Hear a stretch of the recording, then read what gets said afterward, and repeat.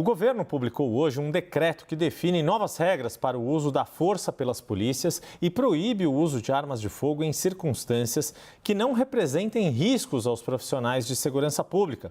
Quem vai trazer mais informações para a gente é a repórter Gabriela Prado. O governo federal editou esse decreto depois de um aumento de denúncias e notícias sobre ações policiais com violência, especialmente nos estados de São Paulo e do Rio de Janeiro. O texto está em análise da Casa Civil desde o dia 11 de dezembro e o governo optou pela publicação neste 24 de dezembro.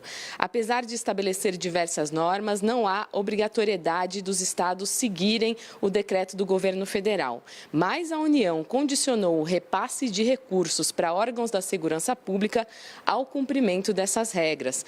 Entre os pontos do decreto, há a normatização para o uso de armas letais. Por exemplo, o governo proíbe o uso de armas letais em caso a pessoa estiver em fuga e desarmada. O Ministério da Justiça também propõe a criação de um Comitê Nacional de Monitoramento do Uso da Força, que vai promover análise e monitoramento de ações policiais. A ideia é garantir transparência com estatísticas e também produzir novas diretrizes para as forças policiais no país. O governo ainda precisa editar uma portaria para a regulamentação desse decreto. De Brasília, Gabriela Prado. Pegado esse ponto que a Gabriela Prado nos deixa, a gente vai trazer aqui destrinchado esse decreto. O que ele estabelece para as ações das polícias, de modo a se tentar evitar os abusos. Vamos ver alguns dos principais pontos. O decreto diz que a força policial deve ser aplicada com bom senso, prudência e equilíbrio. Os agentes devem atuar sem preconceito de raça, cor, gênero, situação econômica ou religião. A força deve ser usada pela polícia só em caso de ameaça real ou potencial contra os agentes. Ou seja, a polícia só deveria usar a arma de fogo em último recurso. O decreto cita alguns casos em que a arma de fogo não deve ser usada. Por exemplo, quando uma pessoa desarmada está fugindo. Também quando um veículo fura o bloqueio policial sem risco de morte ou lesão dos agentes que estão na rua. As regras também prevêem treinamento anual dos policiais para avaliar quando deve haver o uso da força. O Ministério da Justiça vai criar um comitê nacional para monitorar a ação policial. As polícias estaduais e municipais vão decidir se adotam essas normas, já que elas não são obrigatórias. Mas o repasse de dinheiro do Fundo Nacional de Segurança Pública vai depender do respeito ao decreto federal.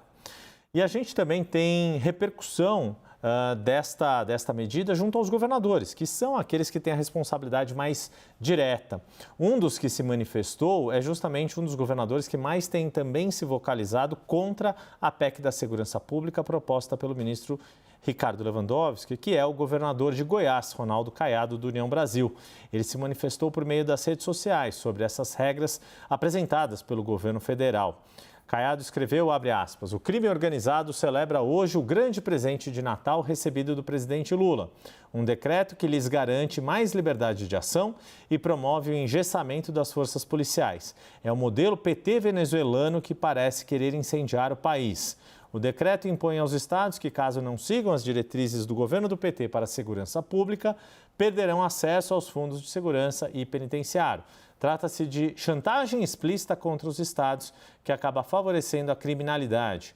O texto evidencia que a cartilha do governo Lula para a segurança pública foca apenas em crimes de menor potencial ofensivo, como furtos. Mas não estamos na Suécia. A realidade brasileira é marcada por narcotraficantes violentos, equipados com um vasto arsenal, que travam uma verdadeira guerra contra o Estado Democrático de Direito. Enquanto o crime organizado avança como uma metástase sobre todos os setores do país, o governo federal trabalha dia após dia para enfraquecer mecanismos de defesa da nossa sociedade. Isso vai além da omissão, é conivência.